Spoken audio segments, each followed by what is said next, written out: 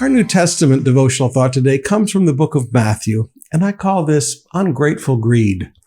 One of the things I've always noticed about greedy people is that they are never grateful, they are never thankful.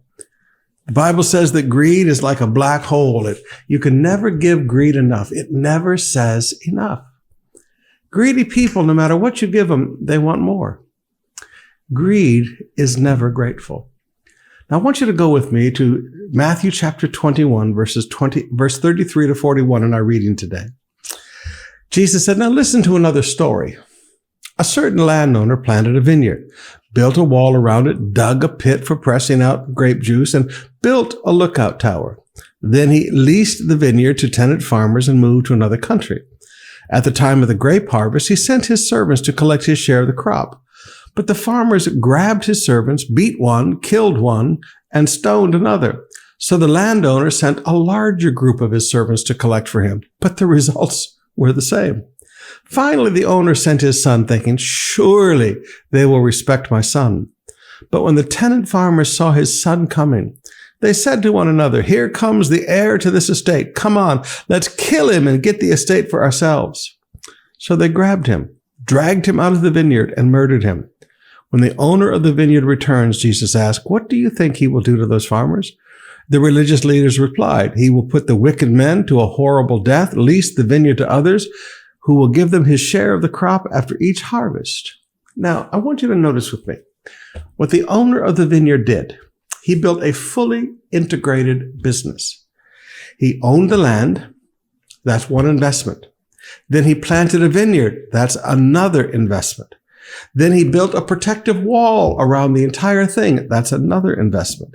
Then he dug a wine press so that the grapes could be processed in the vineyard. Then he built a lookout tower so that they could watch out over thieves. They could watch out over little foxes that come in and eat the grapes and spoil the vines. Now, all he wanted was a fair return on his investment. So at harvest time, he sent people back to get the investment. But these people did not want to share.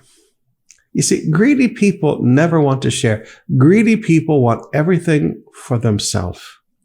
And brothers and sisters, what Jesus was trying to say to them, because he was speaking against the Pharisees and the Sadducees at the time, what he was trying to point out to them is that religious leaders, God sent his servants, the prophets, again and again, and all you've done is kill the prophets.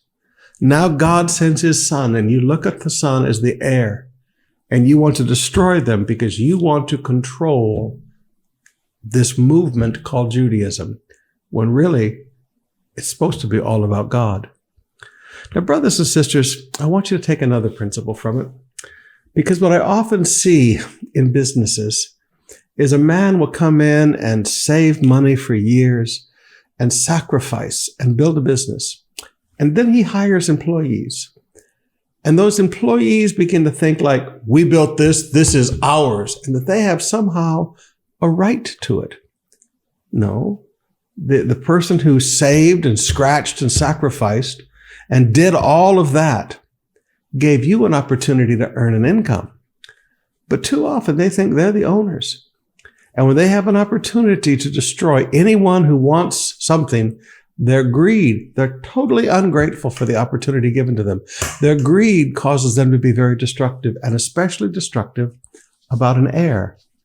Because if we can kill the heir, this will become ours. I tell people who own family businesses, don't go discuss heirs. Don't go and discuss heirs. I tell pastors what Dr. Cho taught me years ago, that never announce your successor, never announce the heir, because everybody gangs up on him and tries to kill him. Dr. Cho said there are several people that he had talked about making his successor, and, everybody ganged up on him and killed him. Not physically, but you know what I mean. They destroyed them. Now, brothers and sisters, you know what we should do?